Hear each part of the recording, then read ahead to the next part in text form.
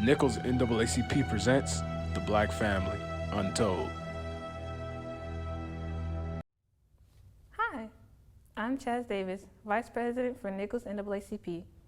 To close out our Black History Month festivities, we would like to present to you our rendition of the topic, the Black Family. For the past month, we have gathered talented and insightful students and staff on our campus to portray the hardships of our people in today's society. During this short film, I would like for you to open up your mind, listen to the stories, and to try to reflect on your own personal notions and empathize with the people around you. Without further ado, enjoy the film.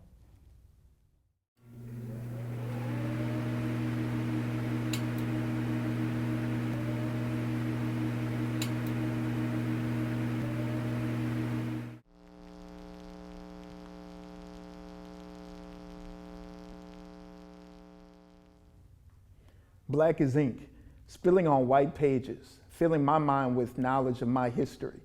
Africa, where coffee brown ground follows the Nile, where roots grow deep down, plant, animal, and human. Black as the night, freeing moonlight. White is the color of the empty space I see when I'm taught briefly about Parks, Rosa. Little to no info about Malcolm X. Just a few pulled quotations about nonviolence from Dr. King, who did not die but was murdered. Nothing further and in-depth taught. Just a few black columns of text, then the short chapter ends. But I want to know my history because it's yours as well as mine, because it's mine as well as yours. Black is a period at the end of this line, so give me time. Give me time to honor African minds who wore crowns hundreds of years before American slavery, while Europe stumbled through their dark ages. This too is my history. I will honor the hands that toiled the fields and backs that burned from devil's whips, the hands that broke the necks of hate. Honor the eyes that watched the sun peek above the lazy swamp to watch the massa meet his fate at the edge of his own blade. Honor the feet that ran and ran, that ran and ran and ran again, until she ran again no more. And for justice she did stand, stop, and bend her knee, to kneel for all the memories of black and brown women, men and children, young and old, who could not breathe. For Greenwood, where the black dollars flourished in black hands, and white jealousy sparked into a raging fire that burned down Black Wall Street in 1921. For Thibodeau in 1887, for Angela Davis, Malcolm, King, and Ruby Bridges, and all the hands and the eyes and the feet of the hearts that beat today, I kneel, exhale, I kneel, inhale. I stand for my future son who will open his eyes as they smile back at mine, as Mo holds him closely. His story will hold more than mine could ever grasp, more than my fingers, my pages, my paragraphs. His feet will walk the streets named for freedom and unity as beauty of a sunset lays today to rest, because black is ink, spilling on white pages. And with my life, I will continue to write my history.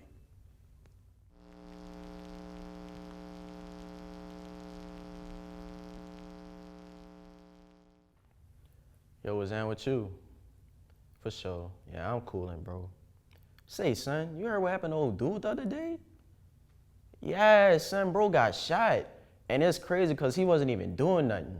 Man, he was posted up at the corner store. Police come pulling up talking about something. He fit the description. Man, they keep getting us, bro. And it's crazy because, like, I was just hooping with dude the other day. Like, it's crazy, bro. They keep getting us. Like, what more do we have to do? Like, we in school, we athletes. Man, we even cut grass to get some extra bag, you feel me? And it's like, we fit the description. It's crazy, bro. Now, do I do everything right? Of course not. But I try, man. I wake up every day with pressure. Society pulling me this way and that way, slapping me with labels like thug, criminal, man, even predator. The only crimes I'm guilty of is walking while black and driving while black. I'm automatically a suspect simply because of my skin color. It's crazy, man. I have so much built up anger inside of me. Bro, you know, my mom dealing with stress with her job. I can't talk to my dad about it because he always like, toughen up, be a man, men don't cry. It's crazy, bro. It's crazy. It's not a surprise why I am the way I am. You know me. The way, if you really think about it, the way I deal with things, you know, the way I react to things, the way I move. I mean, I'm a product of my own environment, you know what I'm saying? And like, I'm gonna be honest with you, you know, I was left out in the cold. Yeah, I had food, I had a roof over my head and all that, but what else? No one talked to me when I was dealing with something. I had to deal with that with myself and the partners who was around me who understood that I was going through. I never had any real guidance in my life, just meaningless words to help me stay afloat. It's crazy, bro.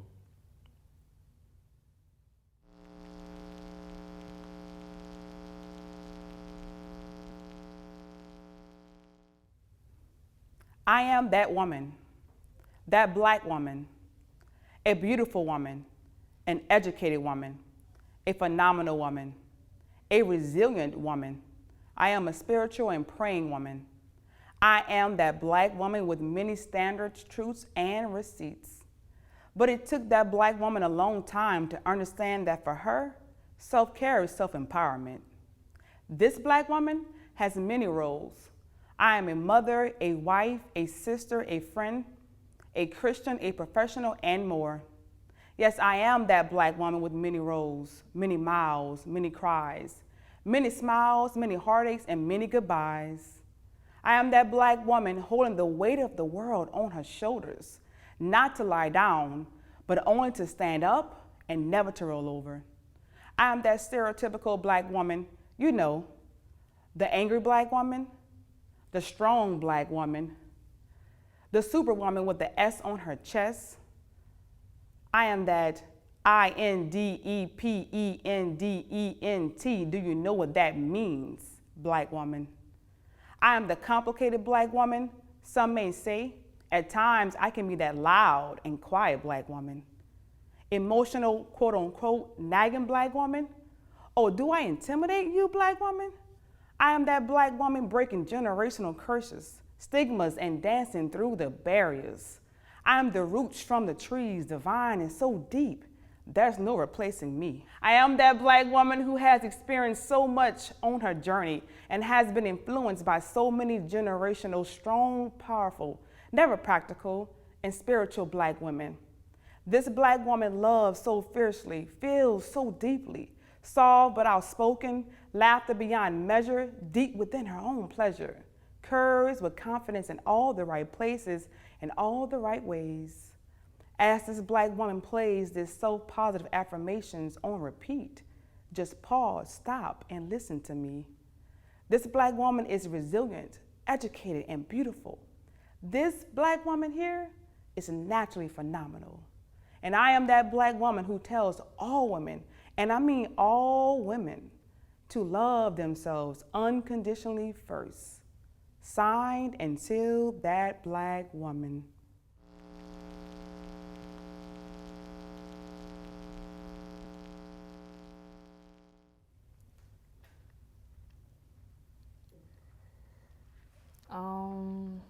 Hi.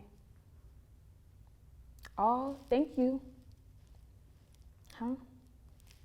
Oh no, sorry, I have a boyfriend. No, I still don't want your number. I just said no. What part don't you understand? Sometimes I wonder, what do people think when they approach us?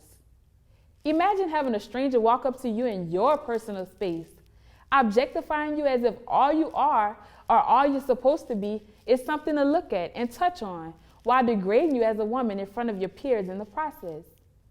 I swear, if people only knew. I wish people knew what it felt like to have to be cautious all the time and walk in fear. Fear of what?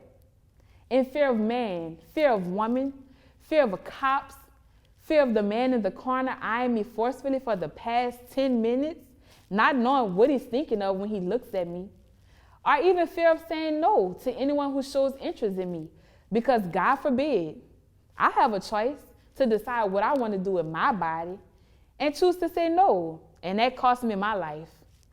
You know, I always found it funny how it's protect black women right up until a black woman doesn't bow down to your misogynistic ways. And now the saying turns into, she deserved it, or if she would have just gave it to him, then that wouldn't have happened. I wish you could understand, but I know you wouldn't. How could you? Black women, since the beginning, have been deemed as a double minority in our society. Being black isn't just a walk in the park. And if you know, you know. But being a black woman is like never-ending fight to be free, to simply be me. You know, I hurt too. I get disappointed. I have doubts, get angry, and not just stereotypical angry black woman phase either. Since when did it become a problem for black women to express their feelings without having to worry about anyone else's?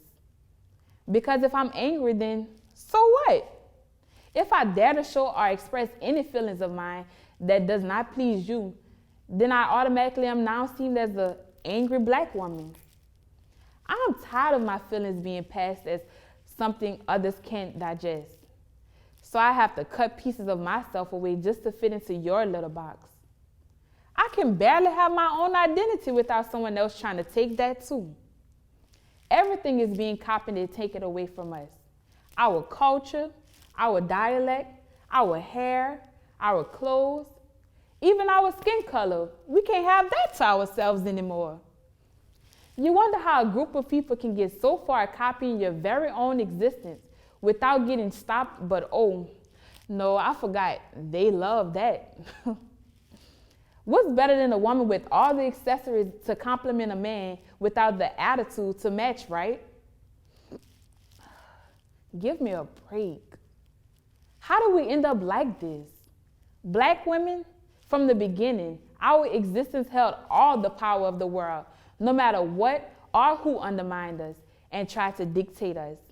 We are the golden brown light glimmering in this cold, dark world. And even through weather storms, we have and we will always come out shining.